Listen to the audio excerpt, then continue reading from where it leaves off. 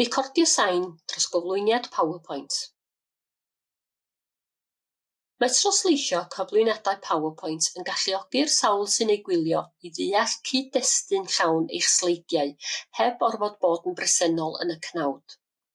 Gall sut mae pethau edrych amrywio ychydig rhwng gwahanol fersiynau o PowerPoint, ond gyda lwc feddyliach allu gwneud iddo weithio. Trosleisio mae'n debyg fydd y peth olaf y byddwch yn ei wneud i gwblhau eich cyflwyniad PowerPoint. Gnewch yn siŵr bod eich cynnwys, eich animeiddiadau a'ch trosglwyddiadau yn union fel rydych am iddynt fod. Mae'n syniad da mynd trwy'r cyflwyniad i wneud yn siŵr bod popeth yn berffeth.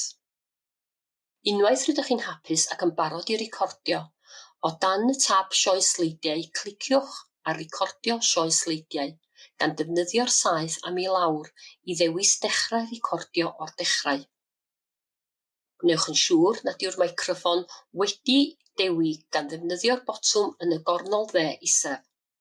Os dymunwch, gallwch hefyd ychwanegu eich camera mwyn ymddangos ochr yn ochr a'ch cyflwyniad. Os oes gennych sawl meicroffon wedi gysylltu i'ch cyfeiriadur, defnyddiwch y botwm gosodiadau yn y gornol dde uchaf i wneud yn siŵr eich bod yn defnyddio'r un cywir. Ar hyd gwaelod y sgrin, ceir llawer o offer i helpu eich cyflwyniad. Ymhlith rhain, mae pwyntedd a phennau laser.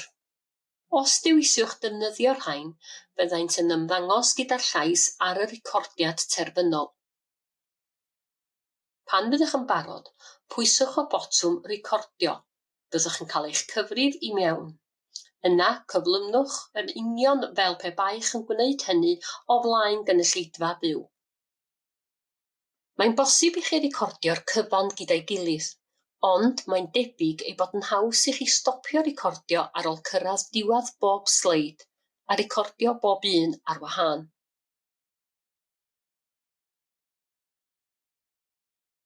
Bydd clicio ar y saeth i'r dde yn symud yr animeiddiad yn ei flaen, neu'n mynd â chi ymlaen i'r sleid nesaf.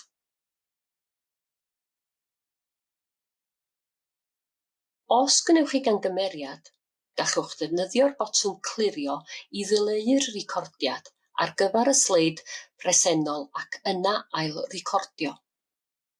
Ond cofiwch, os byddwch yn ail-recordio sleid 2 enghraifft ac ar ddamwain yn symud eich sleidiau ymlaen yn rhy bell i sleid 3, bydd yn cymryd bod angen ail-recordio sleid 3 hefyd ac yn dileu'r hyn rydych wedi recordio'n barod. Dyna pam mae'n syniad da recordio sain eich sleidiau yn ei trefn, a dim ond symud ymlaen pan ydych yn hapus bod yr hyn sydd gennych yn gywir. Unwaith yr ydych wedi gorffan recordio, ceiwch y ffenest hon. Gallwch cael rhagolwg o'r cyfan drwy glicio botwm dechrau sioe sleidiau o'r dechrau. Welcome to my presentation demonstrating how narration works. Here are my main talking points. Point 1, point 2, point 3, point 4. And here is a graph. Using the pointing tool, I will point out the important bits. And that's it. Fel y gwelwch chi, bydd y sleidiau'n symud ymlaen gyda'r llais yn automatig.